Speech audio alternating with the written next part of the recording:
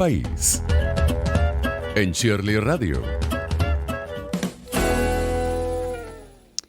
Bueno, el pasado domingo Javier Milei se convirtió en el precandidato presidencial más votado en las elecciones primarias de Argentina. Quisiera comenzar con esta frase que ha dicho Milei, o que la dijo en una oportunidad: una Argentina distinta es imposible con los mismos de siempre, con los que vienen fracasando desde siempre. Argentina votó al candidato que mejor captó el descontento, así apuntan algunos analistas, acumulado por años de deterioro socioeconómico, un economista ultraliberal que se declara anarcocapitalista, está en contra del aborto, considera el cambio climático como una farsa de la izquierda, propone el fin del Estado y se identifica con la ultraderecha de Vox en España. Fue la sorpresa en las elecciones primarias cuando se convirtió en postulante a presidente más votado. Con más del 96% escrutado, obtuvo el 30,1% de los votos.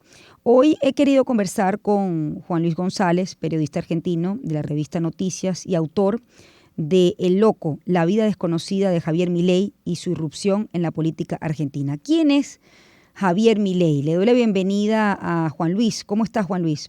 Buenos días. Buenas, Shirley, ¿cómo te va? Un saludo para allá, muchas gracias por el interés y la llamada. Por favor. Bueno, lo primero que quiero preguntarte es, ¿quién es Javier Milei? Sobre todo, luego has escrito un libro donde definitivamente va más allá del perfil político.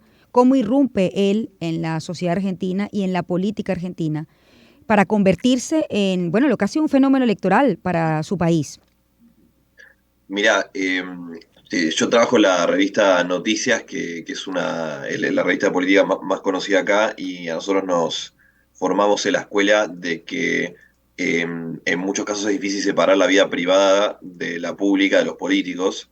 Y en el caso de Milei, eso es muy claro, porque fíjate cómo hay un hilo, ahora lo vamos a desarrollar, entre la vida tan terrible que tuvo Milei. Él tuvo una vida muy difícil. De chico él, sufrió mucha violencia en la casa, física, psicológica, bullying en el colegio, falta de amigos a lo largo de su vida, falta de pareja, una vida, bueno, muy compleja, que lo lleva a convencerse de que su perro Conan, si alguna vez escucharon hablar a Milei, saben que él habla mucho de la importancia, tiene Conan, un perro de Milei, un mastín inglés. De hecho, Milei en el domingo, en su discurso triunfal, y cito en esto, discurso triunfal de un candidato a presidente, y lo hace siempre, digo, pero en este caso toma mayor importancia porque acaba de ganar las elecciones. Le agradece a Conan y dice él a sus hijitos de cuatro patas, que son supuestamente los hijos de Conan. Bueno, el libro revela cosas como que primero Conan que murió hace 6 años, y insisto en esto porque Milei habla de Conan como si estuviera vivo, y de hecho lo que terminó descubriendo es que Conan estuvo muerto siempre. O sea, Milei pensá que aparece como personaje mediático en el 18, y ella cuando hablaba ahí de Conan, insisto en esto, que él en cada discurso que tiene, cada intervención, habla de Conan porque dice es su hijo, no es su perro. Bueno, que Conan está muerto, que los nietos en verdad no son los nietos, sino son los clones de Conan, que lo mandó a clonar a Estados Unidos. Insisto en este punto de cómo se explica una cosa con otra, porque Milei, en esta cosa de enfrentar esa soledad que toda la vida lo acompañó, que fue una vida, insisto, muy difícil, se empieza a convencer cuando empieza a morir Conan, de que puede hablar con Conan a través de una medium, una telépata, que se llama Celia Melamed, que lo empieza a comunicar con el más allá, y ahí empieza a hablar con Conan, digamos, desde muerto. Y hay un camino místico que arranca Milei con la muerte del perro barra hijo, como dice él, y que lo trata como un hijo, que se empieza a profundizar, y él desde 2017, en el transcurso hasta el 2020, cuando él decide meterse en política, empieza a llevar esa conexión mística habla con gente muerta, como la filósofa Ayn Rand, una filósofa liberal muy conocida, como el economista Murray Rothbard, que es el fundador del libertarianismo, donde él está adscrito, que él dice se le aparecen, literalmente se le personifican y hablan. Y ahí es donde empieza el cruce de la vida personal con lo político, porque le empieza a decirle a los conocidos que tenía, a los amigos que tenía en ese momento, que esta gente le decía que tenía una misión. Una palabra aparece mucho en la cabeza de Milei, que era meterse en política. Bueno, eso llega al punto de que Milei se empieza a convencer de que es el propio Dios, o el número uno, como dice él, el que lo empieza a hablar, y termina siendo Dios quien en el 2020 lo convence de que tenía que meterse en política porque tenía una misión. Entonces fíjate cómo hay un hilo de ese chico joven, Javier Milei, con una vida muy difícil, con una violencia muy compleja en la casa, que lo une con la política, ¿no? El camino es la violencia, el perro que Mm. él se convence que es su hijo, y la muerte de este y el camino este místico. Así que yo te diría que si lo tuviera definida a Milei, antes que ser este líder de la nueva derecha argentina, quizás sea presidente en algunos meses en Argentina, diría que antes que nada es un hombre profundamente solo. Yo creo que es esa la gran revelación que tiene el libro. Tiene una vida muy difícil que le trae esta soledad que lo persigue a lo largo de su vida. Ahora, esto que tú me cuentas, la pregunta es si esto que ha pasado él y bueno, las cosas que entiendo ha manifestado, porque esto ha sido público, ¿no? Más allá que tú has escrito el libro, pero él mismo ha dado estas entrevistas de su convencimiento, de su misión. La pregunta es si desde el punto de vista político, Milei tiene todas las credenciales y las condiciones para gobernar un país.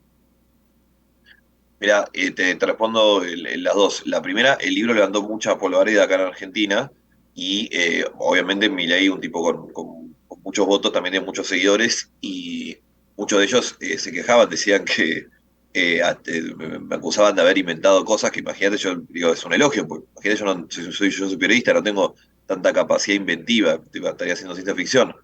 Entonces la semana pasada digo, bueno, voy a romper, y estuve ahí haciendo un juego en las redes y voy a romper el secreto profesional y voy a revelar quién fue la gran fuente secreta del libro. Y claro, cuando lo conté, digo, fue el propio Milei, porque Milei, antes de ser, de nuevo, él arranca en el 17-18 como de la televisión, 3 años antes de meterse en política, y él mismo fue contando muchas de las cosas que te conté reciente y al 80% las contó el propio Milei. Eh, si está preparado para ser presidente, bueno, se verá. Yo soy periodista, no especialista en políticas públicas. Sí me suena que hay muchas cosas que dice él que quiere hacer, que de nuevo está convencido, y eso es algo, si se quiere, positivo tiene Milei, que él no miente, no tiene coacheo, lo que dice es lo que piensa, por eso funciona. Yo creo que el loco tiene esta personalidad que todos los que lo siguen, que un ojo no politizado rápidamente detecta que no hay coacheo, que es real. Entonces él cuando dice que quiere dolarizar la economía, que quiere prender fuego al Banco Central, que quiere sacar a las patadas a todos los políticos y muchas ideas muy que pues son extravagantes, lo dice convencido. Y bueno, ahí está el problema. En Ecuador han dolarizado y no pareció ser la solución. Mm. Se verá. Sí es interesante que hasta el domingo, salvo Milei y su hermana, que ambos estaban, mire, la hermana Karina es muy importante en la vida de Milei, ambos estaban muy convencidos de esta cosa mesiánica de que Dios los eligió y que tiene una misión. Salvo ellos dos, el resto del espacio no estaba realmente preparado o pensando que en 3 meses tenía que asumir la presidencia del país. Digo, nadie lo imaginaba en ese número. Entonces, Mm. también es interesante. Digo, como que esto es muy nuevo, fue en el domingo a las 10 de la noche, 11 de la noche, así están todavía adaptándose a la situación. Pero bueno, sí, es una pregunta abierta. Sí. Ahora, la sociedad argentina votó por Milei, eh, a ver, por sus condiciones, por sus propuestas, o más bien fue un voto castigo, ¿no? ¿O es que la sociedad argentina está cambiando? ¿Qué tiene Milei que logró esa conexión con el público y con el elector? Yo creo que es un Mm. poco de las tres y varias cosas más también. Yo en el libro, de hecho, le dedico un capítulo entero más allá de Milei de entender el fenómeno, por qué funciona. Y sí, tenés obviamente el primer peldaño, pelándolo como si fueran capas. Obviamente la primera capa es los 150 puntos de inflación que va a tener Argentina este año, la inseguridad que va a tener Argentina este año, la crisis política de este gobierno, del peronismo, que sucedió a la crisis política del gobierno que es ahora la oposición, o sea, los dos grandes frentes políticos que fracasaron. Ahora de fondo yo creo que pasaron muchas más cosas y creo que aún si no hubiera tanta crisis económica y política, mi ley funcionaría y creo que eso explica de hecho porque funciona también en la nueva derecha en otras partes del mundo como Brasil o Italia o mismo el caso Vox que mencionabas en España.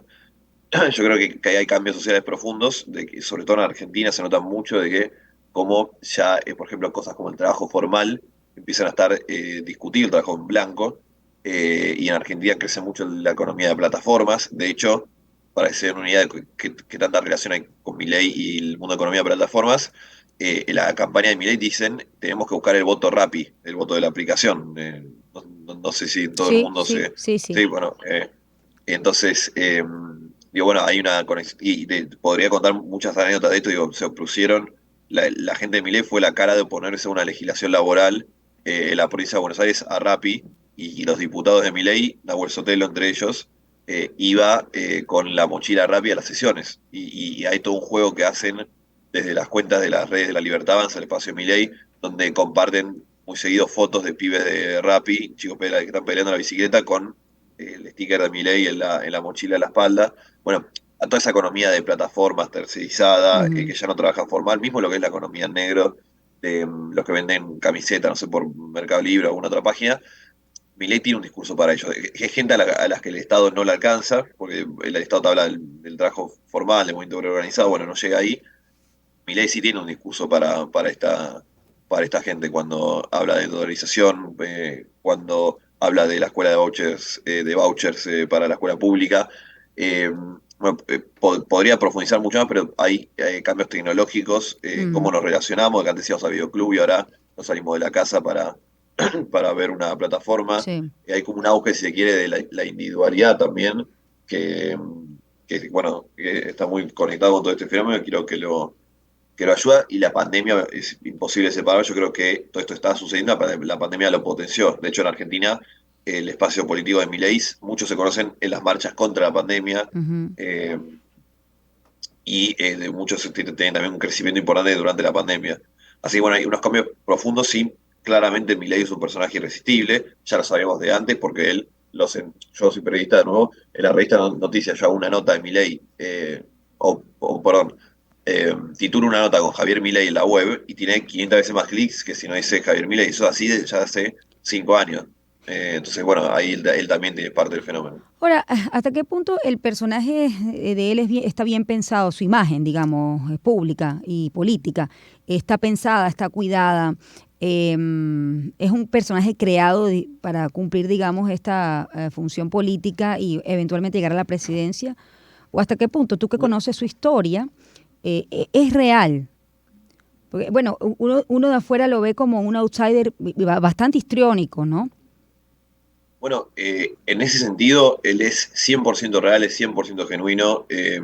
Él yo creo que él pone la violencia que sufrió en toda su vida arriba de la mesa, y del otro lado de la cámara, si lo estás viendo por televisión o por la red, donde lo veas, algo te pasa. Y eso es algo que genera Milei. Yo creo que en Argentina lo generan él y Cristina Kirchner nada más. Que es que es imposible serles indiferente, ¿no? En esta lógica de que lo Mm, contrario al amor no es el odio, sino la indiferencia. A Milei uno no le puede ser indiferente. O sea, te puede gustar o te puede no gustar, pero si está de fondo, seguramente subas el televisor. Y esa es la primera entrada de Milei a la política, ¿no? Primero como panelista en la televisión. sí. Eh, yo creo que para lo bueno y para lo malo, él es 100% genuino. Por eso, primero conecta con una parte. Yo en el libro digo, Milei es apenas el mejor personaje de una Argentina que está como él. Está cansada, está enojada, tuvo una vida difícil, está agobiada. Por eso él conecta. Eh, Eso también es lo malo, pues él también, como tiene esta cosa genuina y muy real de lo que dice y lo que opina, también se convence de cosas que son insólitas. Es un tipo que vive con mucha paranoia. De nuevo, además de esta cosa mística que tiene, esotérica, hay una cosa de paranoia muy fuerte, una cosa de ira muy fuerte en él y en su espacio. Eh, Vive todo el tiempo buscando y creando complots. Ayer lo escuchaba en una entrevista con Alejandro Fantino, un periodista muy famoso acá, y le tiraba acusaciones a políticos de la oposición que no tienen ningún mínimo chequeo, diciendo, por ejemplo, Patricia Burrich, la segunda candidata más votada, le inventó operaciones como hace poco tuvo como un pequeño scratch en la AMIA, ¿no? La asociación que sufrió atentado en el 94, si no me Mm. confundo. Eh, y que no era así, o sucedió, es real, y él inventa, ve conspiraciones donde no lo hay, pero él está convencido. Por esa cosa, por ejemplo, el año pasado él dijo que estaba a favor de un mercado de venta de órganos y un mercado de venta de Sí. niños, porque él no lo calibra, o sea, eso es, y yo creo que funciona por eso, porque él se nota que no tiene coacheo. Él, para lo bueno y para lo malo, él es 100% genuino. Cuando escuches a Milei decir algo, es lo que él piensa. En el libro, ¿no? En la investigación, ¿qué otras cosas te llamaron particular atención de la vida de Milei? Y la figura del padre es muy... Mira, yo el único capítulo que terminó una entrevista, cancelé todo lo que tenía para hacer tarde y volví y lo escribí de corrido, fue el último, es Los pecados del padre. que arranca con una entrevista a un socio del padre, que se llama Norberto, un socio que tiene Norberto entre el 17 y el 20, y pensá que Milei se lleva toda la vida muy mal con los padres, especialmente con el padre, y del 2010 al 18 no hablan, o sea, no se dirigen una palabra, hasta final del 18. Milei arranca en el 17 y en el 18 la televisión, y todo esto de que el padre lo violentaba lo cuenta el propio Milei en un montón de entrevistas, lo pueden buscar en internet. Entonces socio de él, Eduardo Basirca, me contaba algo que a mí me impactó mucho, y que era que Norberto, mientras su hijo ya tenía éxito en los medios y contaba a los medios cómo lo violentaba, insisto, Norberto todavía no había recuperado el diálogo con el hijo, el padre se jactaba entre Basirca y otros compañeros de trabajo de la violencia que le ejercía al hijo.